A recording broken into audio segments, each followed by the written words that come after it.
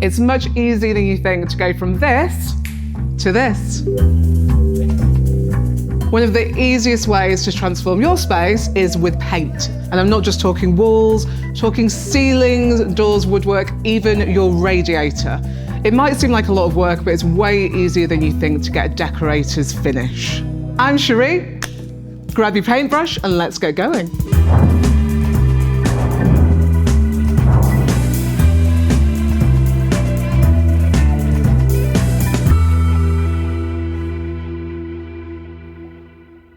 First things first, you need to clear your room. Take anything off the shelves, roll up those rugs, move any furniture or cover it in a dust sheet. You don't want paint on anything.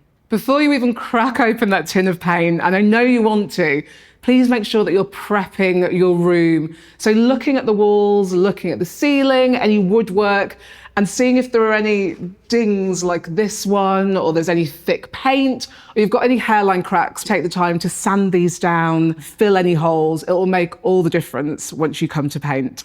This is no good, obviously, so what I'm going to do is sand it down. Just use one of these masks, they're really cheap, and fill it. I just use this kind of squeezy stuff.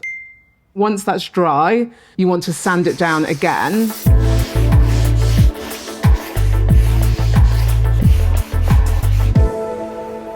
So once you've done sanding, we need to make sure that we're wiping down all the walls and surfaces, just getting rid of any dust and making sure that it's a nice clean surface for your paint. If you've got more stubborn stains or grease, use sugar soap. It cuts through anything. Don't be fooled by the name. It is a chemical, so make sure that you use gloves for sugar soap. Is that backwards?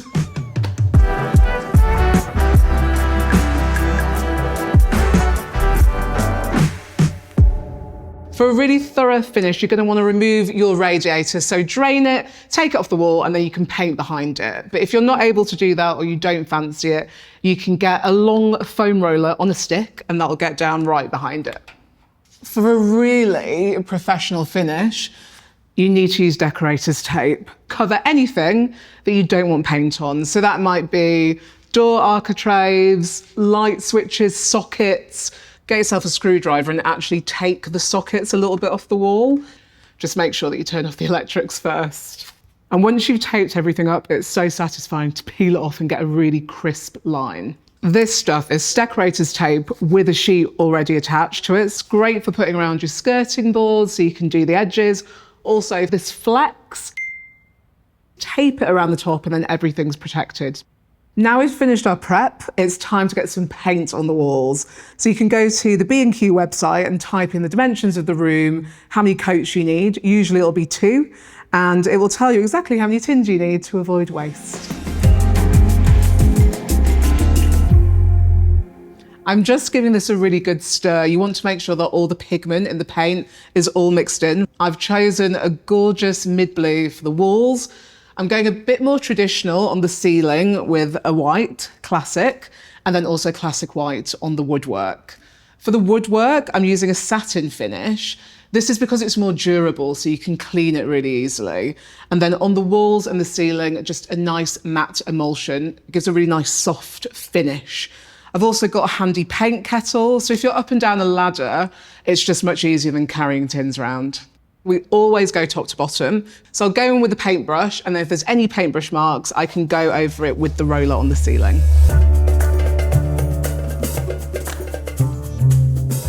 It's time to paint the ceiling. So instead of a stepladder, which can be dangerous, just get yourself a really long pole. Put some glasses on so you don't get paint in your eyes. And away you go. So do your first coat in the opposite direction to the light source, and the second coat in the same direction. This will help cover any imperfections and make it look super smooth. Finally, we're on to the exciting bit, a bit of colour. Remember, always give it a really good stir, otherwise you'll end up with lots of different shades. So I'm going to cut into any bits that the roller can't reach. You don't have to be neat here, just make sure you get paint on the walls.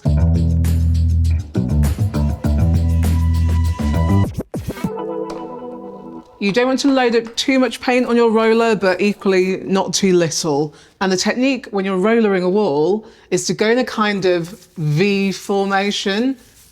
So we're working our way up and down, making sure you've got nice, even coverage. Now it's time to paint the radiator. I've cleaned it with sugar soap to get rid of any grease so that the paint will stick. If you've got an older radiator, you'll probably want to sand it to get rid of any flaky bits. And then I'm using a specialist radiator paint, so you don't need a primer for this. It's a lot easier to paint it when it's flat rather than on the walls. You could paint it the same colour as the walls, but I just want it to look nice and fresh and clean. So I'm now doing my second coat, because if you look closely, there's lots of little white bits coming through. It's worth it in the end. Make sure you do a second coat. There we go, perfectly crisp line. So I'll remove all the decorators tape from around the whole room.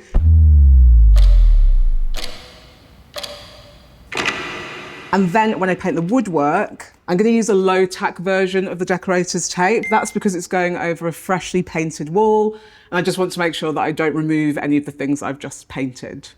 I'm on to painting my skirting boards. I'm using a satin finish and no roller this time. I'm just going in with a brush.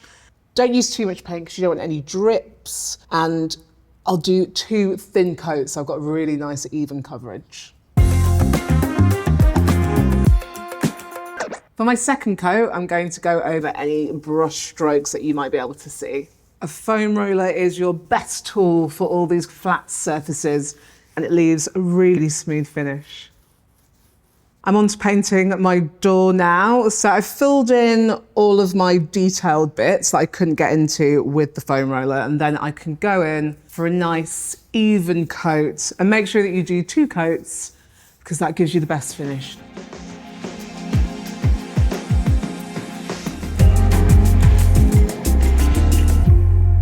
Now I've finished painting, it's time to clean all my tools. I don't want to buy new ones, I want to reuse these. So with a roller, you can get a paint scraper and use that to clean off any excess paint. Then, because this is water-based paint, I can just clean this in the sink. That's great and good to go. With these really handy paint trays, they've got lids, so you can pop those on and you can repaint tomorrow. The paint will stay fresh. I've also got a paintbrush cleaner. So you pop a little bit of water in there or white spirit if you're working with oil-based paints. And this also comes with a lid, so you can store that away to use another day.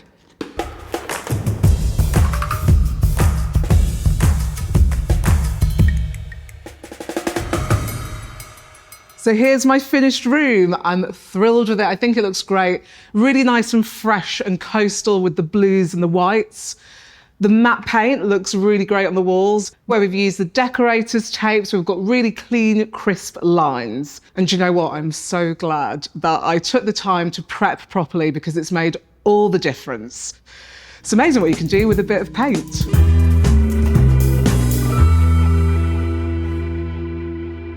If you liked this video, make sure that you hit the like button or leave a comment.